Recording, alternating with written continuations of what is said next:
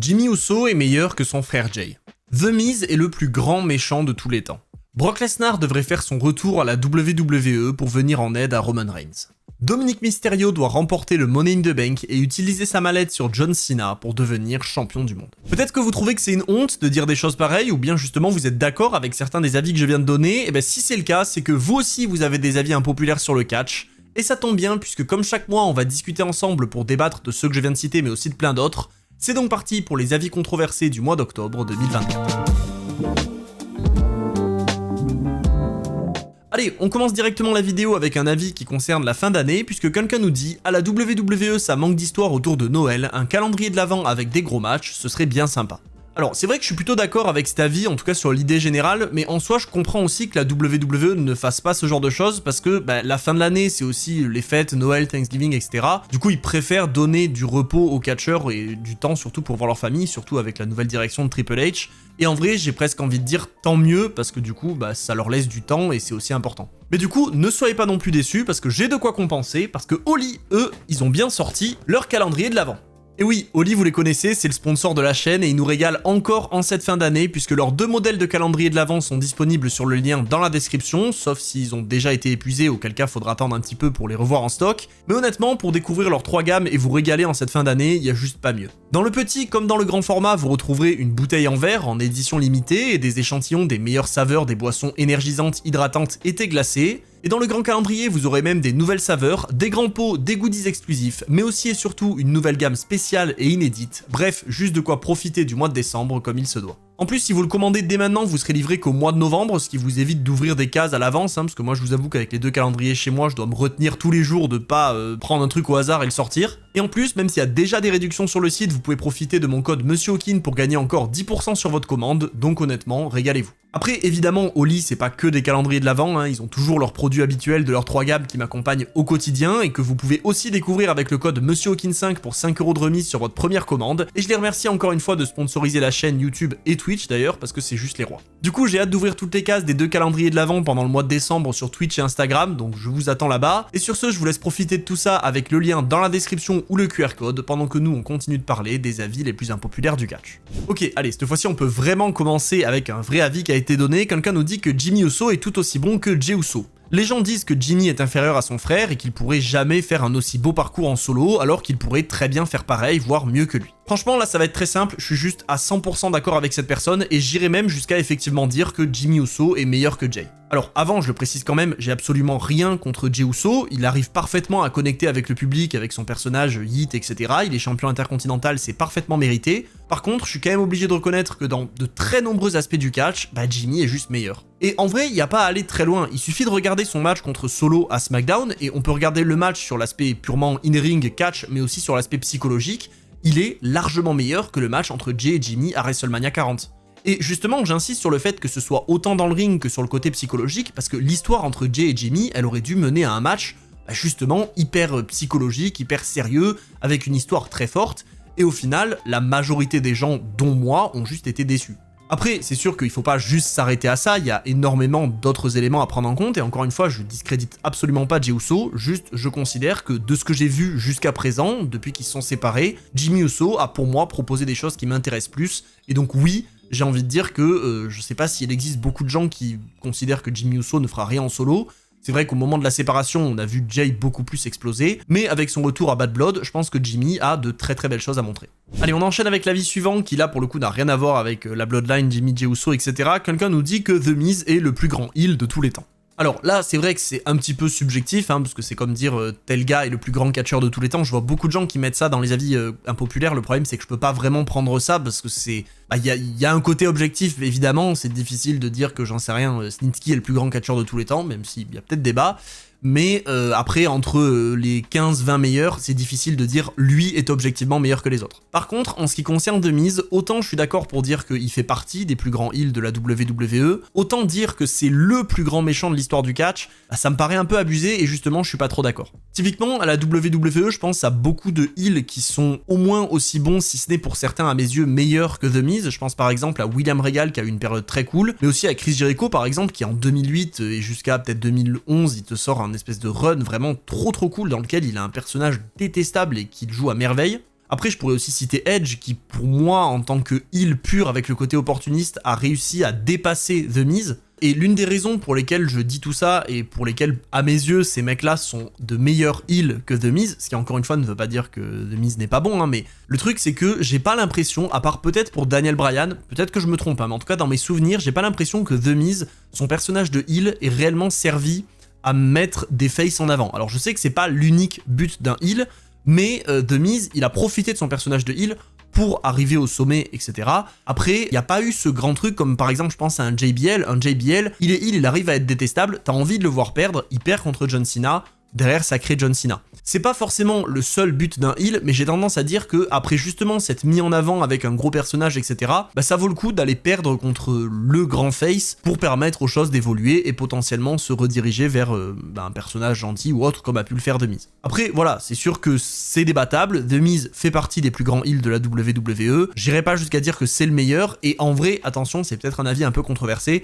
par exemple actuellement, je trouve que Dominic Mysterio est un plus grand heel que The Miz. C'est-à-dire que Dominic Mysterio, il reçoit des réactions juste folles de la part des fans, et donc, à mes yeux, on peut dire que oui, Dominic Mysterio est un plus grand heel que The Miz. Voilà, peut-être c'est un avis controversé, n'hésitez pas à en débattre en commentaire, c'est le but de la vidéo. Ok, avec l'avis suivant, on va revenir un petit peu dans l'actualité. Quelqu'un nous dit le principe de champion contre champion à Crown Jewel, c'est trop bien, j'ai toujours aimé. Par contre, le récompenser avec une ceinture qui ne va jamais réapparaître et qui est en plus appelée Crown Jewel Champion, je trouve ça trop ridicule, un joli trophée suffisait largement. Là, pareil, je vais pas faire très long, et en l'occurrence, je l'ai sélectionné parce que, alors on pourrait se dire c'est pas un avis controversé, il y a beaucoup de gens qui ont critiqué cette décision, mais j'ai aussi vu, et notamment dans les commentaires de ma vidéo sur Bad Blood, un certain nombre de personnes qui étaient très hypées par cette idée-là. Et donc justement, j'ai un peu l'impression que c'est presque du 50-50, c'est-à-dire que d'un côté, il y a des gens qui trouvent que c'est la pire décision de l'histoire, et d'autres personnes qui sont contents de voir ça. Personnellement, j'ai le même avis que cette personne, c'est-à-dire que pour moi, c'est une bonne idée de faire du champion contre champion, même du SmackDown contre Raw, etc. En plus, Gunther Cody, ce sera très cool.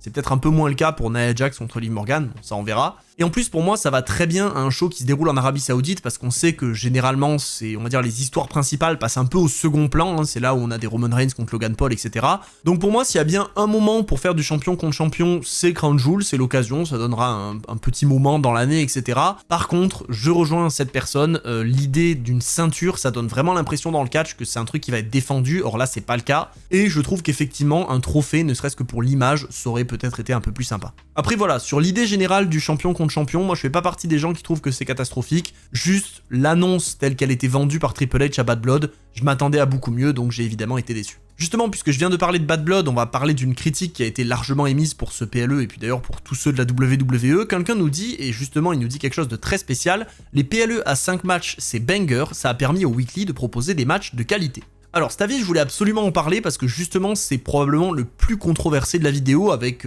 quelques autres qu'on verra plus tard, mais effectivement on entend très peu de gens dire les PLE à 5 matchs, moi ça me régale, j'en veux plus. La plupart des gens ont tendance à dire le contraire et justement réclament d'ajouter des matchs sur la carte des PLE. En l'occurrence, moi je suis plutôt de cet avis-là, j'avoue que le fait de laisser que 5 matchs, surtout pour qu'au final le show fasse la même longueur que s'il y en avait 7, juste parce que il y a 15 minutes entre chaque match, moi franchement je trouve ça un peu chiant, et le truc c'est que ok, je suis d'accord avec l'idée que ça a permis au Weekly de proposer beaucoup plus de trucs cool, je pense notamment au triple threat par équipe pour les ceintures, je pense aussi au Pete Dunne contre Sheamus, ou encore au Gunther contre Sami. Mais le problème, c'est que pour moi, c'est pas incompatible. Tu peux très bien avoir des PLE à 6-7 matchs et aussi des gros classiques en weekly. Par exemple, là, je viens de citer 3 matchs qui ont eu lieu en weekly. Bah, tu peux très bien en avoir un qui s'ajoute à la carte de Bad Blood, voire même 2, et ça t'en laisse toujours 1 ou 2 selon le choix que tu prends sur la carte de tes shows hebdomadaires. Donc je pense qu'il y a un vrai juste milieu à trouver entre trop peu de matchs et trop de matchs, ce qui est un truc qui est parfois reproché à l'AEW, et je pense que la WWE avec son parti pris des 5 matchs, et d'ailleurs je pense que c'est aussi le fait que les shows ne soient plus des pay-per-view, c'est-à-dire qu'on n'a plus à acheter le show, simplement on paye notre abonnement au network, c'est aussi ça qui joue dans le fait que la WWE peut-être se permet plus de réduire le nombre de matchs sur les PLE pour augmenter les matchs en weekly, ce qui en soi est un choix qui se comprend parfaitement, il n'y a pas de souci là-dessus. Maintenant, je reconnais que, quitte à mettre que 5 matchs sur les PLE, autant réduire vraiment la durée, et au lieu de passer sur du 3h, 3h30, 4h, descendre à 2h30 de show en diminuant les temps entre les matchs. Donc voilà, là c'était vraiment un avis impopulaire, parce que je sais qu'il y a très peu de gens qui vont le partager, mais encore une fois, n'hésitez pas à en discuter en commentaire, parce que je sais qu'il doit y avoir quelques-uns d'entre vous qui pensent que 5 matchs, c'est largement suffisant, qu'il en faut pas plus. Ensuite, on va partir sur quelque chose de complètement différent. Quelqu'un nous dit, même si je ne suis pas le plus grand fan de Bianca Belair, la voir en rôle de babysitter de Jade Cargill, que la WWE essaye de mettre au rang de star, me fait penser qu'elle va perdre 1 an de carrière pour elle, alors qu'elle n'évoluera jamais en in-ring et en promo. Bon là, ce qui est un petit peu marrant avec cet avis, c'est que je suis d'accord sur l'idée générale, et je suis même d'accord à 100%, à tel point que j'ai un petit peu la même vision aussi de Bianca Belair, dans le sens où je suis pas le plus grand fan de Belair. Alors attention, je reconnais parfaitement tout le talent qu'elle a, je trouve très cool ce qu'elle propose, et notamment le match contre Io Sky, il est juste absolument fou, ça c'est indéniable, qu'on aime ou qu'on n'aime pas, on est obligé de le reconnaître. Moi, ce que je pourrais un petit peu reprocher à Bianca Belair, c'est plutôt son personnage, et même si je le comprends, le côté faut que ça plaise aux enfants, etc., je pense que la rivalité contre Damage Control, qui a duré 2 ans, moi, elle m'a juste trop fatigué, et à la fin, j'en avais marre de voir cette histoire sur mon écran. Et du coup, tout ça, ça fait que je suis d'accord avec cette personne dans le sens où, là, en équipe avec Jade Cargill, ça m'intéresse pas beaucoup plus, d'autant qu'on voit que Bianca Belair se bride presque pour essayer de faire briller Jade Cargill, qui, comme le dit cette personne, alors j'irai pas jusqu'à dire qu'il y a aucun monde dans lequel elle progresse, malheureusement on est obligé de constater que ses progrès sont pas non plus faramineux, et du coup, moi qui de base ne suis pas le plus grand fan de Bianca Belair, ça enchaîne sur une période où je suis là, j'ai pas forcément envie plus que ça de voir ce qu'elle propose. Alors que si au contraire elle se sortait de cette division par équipe pour aller peut-être raconter autre chose en solo, et justement quelque chose qui, à titre personnel, pourrait m'intéresser plus, justement, elle pourrait complètement modifier la manière que j'ai de voir les choses. C'est totalement ce qui s'est passé avec Bronson Reed. Pendant des mois, j'étais là à dire Bronson Reed, il m'intéresse pas. Hop, il y a eu un déclic où il s'est mis à faire des trucs de fou, et à partir de là, j'ai dit ok, je comprends pourquoi les gens sont hypés par ce mec, et je le suis maintenant aussi. Donc c'est un petit peu ça que j'attends de la part de Bianca Belair, parce que autant niveau in-ring, etc., je la trouve très cool, autant dans les histoires qu'elle raconte, il n'y a jamais quelque chose qui m'a attiré de fou, où je me suis dit ok, grosse histoire, ça me donne envie de suivre ce qu'elle fait et de vraiment m'intéresser au perso. Et donc voilà, sur cette histoire de Jade Cargill, malheureusement, je suis assez d'accord, je comprends le parti pris de la WWE qui dit on va prendre notre grande star et la mettre avec la catcheuse qu'on veut justement ériger comme le futur, mais personnellement, je suis pas du tout convaincu par cette équipe, et j'ai même envie de dire que j'ai hâte qu'elle se sépare pour voir la suite. Allez, sur ce, on enchaîne avec un truc qui a absolument rien à voir, puisque quelqu'un nous dit que Shawn Michaels n'a pas eu la carrière qu'il aurait mérité. Trop peu de titres, malheureusement. Alors là, ça va être rapide, je suis pas d'accord, dans le sens où des catcheurs comme par exemple Scott Hall, donc Razor Ramon, je comprends qu'on dise qu'il a pas eu la carrière qu'il mérite parce que justement à la WWE, il a jamais eu de titre mondial. Et je comprends que, au vu de la carrière qu'il a pu avoir et de l'importance qu'il a eu dans le catch, c'est un petit peu décevant qu'il ait jamais passé ce palier-là, sachant que par exemple Diesel lui a réussi. Mais en l'occurrence, en ce qui concerne Shawn Michaels, je suis pas vraiment d'accord, parce que je trouve que sa première partie de carrière, elle est logique, il y a des titres, etc., il se passe tout ce qui doit se passer dans la carrière d'un catcheur qui arrive au sommet de l'entreprise, et sa deuxième partie de carrière, celle où justement on pourrait reprocher qu'il remporte pas assez de ceintures, parce qu'il remporte qu'une fois le titre poids lourd et il le garde vraiment pas longtemps,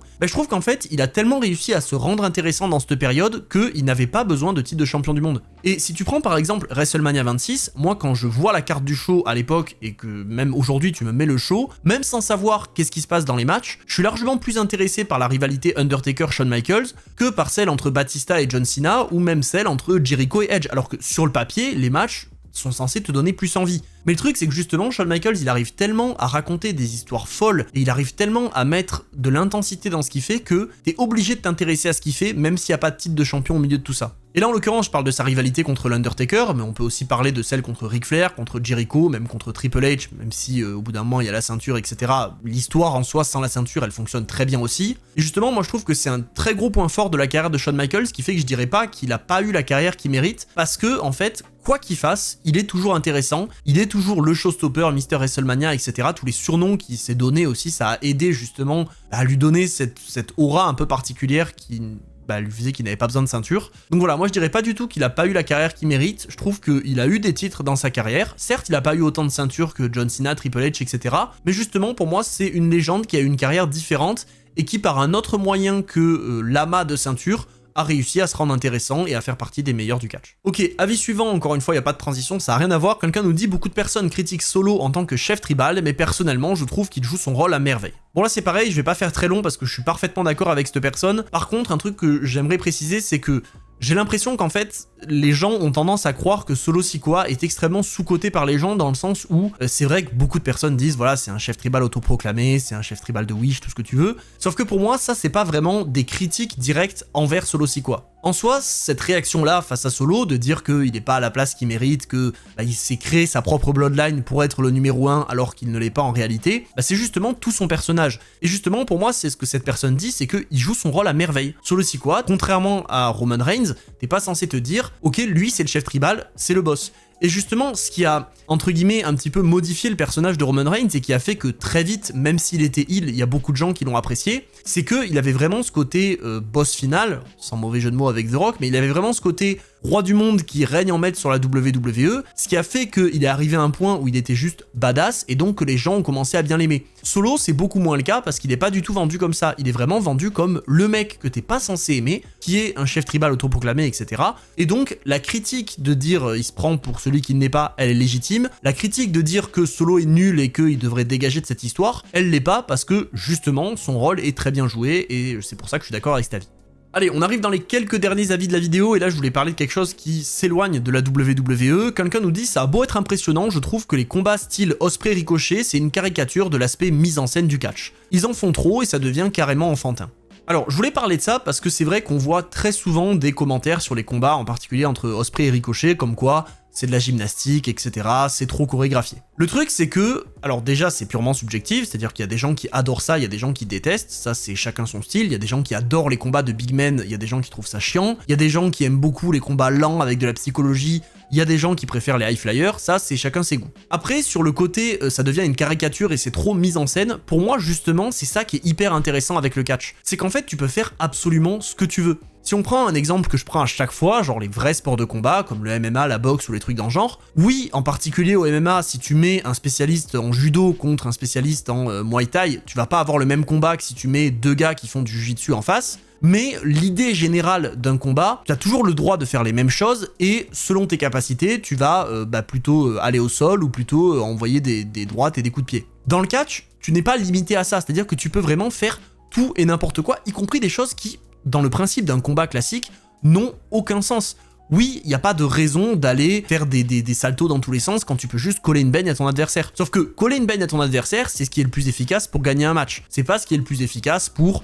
faire réagir le public, en tout cas pas systématiquement, mais c'est pas ce qui est le plus efficace pour créer du spectacle et créer ce qui pour moi fait l'essence du catch. Après, encore une fois, on aime ou on n'aime pas. Personnellement, je trouve que le triple threat à Wrestle Dream avec Takeshita, il est vraiment très très cool. Parce que on a effectivement d'un côté cet aspect très mise en scène avec des gros moments, presque des trucs d'animé littéralement. Mais à côté de ça, on a aussi du suspense, de la violence, des coups vraiment, on va dire physiques, mais aussi des trucs un peu plus aériens. Et voilà, je trouve que quand c'est bien mélangé, quand c'est bien fait, c'est très cool. Après, je comprends aussi qu'il y a des gens qui trouvent que c'est trop et que ça les sort du côté j'y crois, et que donc ça les sort complètement du match, encore une fois, aucun souci avec ça. Ok, avis suivant, sur celui-là aussi, on va pas faire très long parce que, bon, vous allez comprendre, quelqu'un nous dit que la WWE doit faire revenir Brock Lesnar en face pour aider Roman Reigns à battre la Bloodline. Ensuite, il turn de Cody aux côtés de The Rock, et pour WrestleMania, Cody contre Lesnar et Reigns contre The Rock. Alors là, je suis absolument pas d'accord avec ça pour plusieurs raisons. La première, Brock Lesnar, pour rappel, hein, pour ceux qui sont pas au courant, il a été indirectement ou même à terme directement nommé dans une réelle poursuite judiciaire pour des faits de maltraitance, d'agression sexuelle, etc. Donc je sais qu'il y a tous les défenseurs qui vont me dire oui mais il n'a pas encore été jugé, etc. Soit, ceci étant dit, je pense que on peut quand même éviter de l'avoir sur un ring et de le mettre en avant tant que ce truc-là existe. Et au-delà de ça, je trouve que l'idée d'avoir Brock Lesnar qui revient pour aider Roman Reigns, ça sortirait un petit peu de nulle part. Surtout pour derrière mener un heel turn de Cody qui pour moi a 1000 autres raisons de faire un heel turn que juste s'associer avec The Rock pour repartir à la lutte contre Brock Lesnar à WrestleMania. Je pense que leur histoire, elle a déjà été racontée. Mais voilà, le fait est que personnellement, j'ai absolument pas envie de voir Brock Lesnar, surtout actuellement, surtout avec les histoires de Vince McMahon, etc. Sachant que toutes les infos sont certainement pas encore sorties. Donc voilà, pour moi, il y a beaucoup trop de raisons qui font que Brock Lesnar, j'ai absolument pas envie de le revoir et certainement pas pour aller re-affronter Cody à WrestleMania. Ok, il reste plus que 2 avis maintenant dans la vidéo. Quelqu'un nous dit que Tiffany Stratton n'a pas du tout besoin de la mallette. Elle était construite super forte in-ring pour gagner le titre clean. Son personnage avec Nia Jax est vraiment inutile et freine sa progression. Alors là pour le coup, je suis pas du tout d'accord. Je pense justement que Tiffany Stratton, ça a été une très bonne idée de lui donner la mallette et d'avoir ce côté où elle est un petit peu la victime de Nia Jax qui, alors qu'elle est championne et qu'elle sait que Tiffany Stratton peut à tout moment encaisser sa mallette pour lui prendre son titre, ben elle en profite, elle fait n'importe quoi, elle la traite hyper mal. et donc à un moment donné, Tiffany va finir par craquer. Et ce craquage, en l'occurrence, même s'il aurait totalement pu avoir lieu s'il n'y avait pas la mallette, il n'aurait pas eu le même impact, parce que là, Tiffany, elle peut sortir de nulle part, encaisser sa mallette et remporter le titre. Et donc, tout ça, pour moi, ça va largement aider à faire que les fans vont l'adorer. Si déjà, il y avait un petit soutien avec Tiffy Time, etc., là, je pense qu'au moment où elle craque et où elle utilise sa mallette sur Nia Jax, ou même sur quelqu'un d'autre, peu importe, je pense qu'il va y avoir un vrai soutien de la part des fans, qui sera hyper logique, hyper mérité, et qui va directement faire passer Tiffany Stratton de cette catcheuse qui vient de NXT à la championne et à une femme qui peut partir en rivalité contre les plus grandes de la division. En plus, je trouve que l'avantage d'avoir Tiffany Stratton avec la mallette, c'est que, en fait, là, actuellement, elle peut faire à peu près n'importe quoi, elle peut perdre les matchs qu'elle veut, elle peut se retrouver dans des situations, justement, un peu humiliantes avec Nia Jax. De toute façon, elle a juste à utiliser sa mallette, à remporter le titre, et hop, elle repasse à la place de numéro 1. Et c'est aussi ça que je trouve intéressant avec le contrat Money in the Bank, c'est que tu évites de te retrouver dans la situation où tu as fait perdre la personne à trop de reprises et où tu as du mal à la reconstruire pour la remettre en avant parce que tu te dis que c'est pas crédible. Là, en l'occurrence, il n'y a pas besoin de réfléchir à la logique ou à la crédibilité.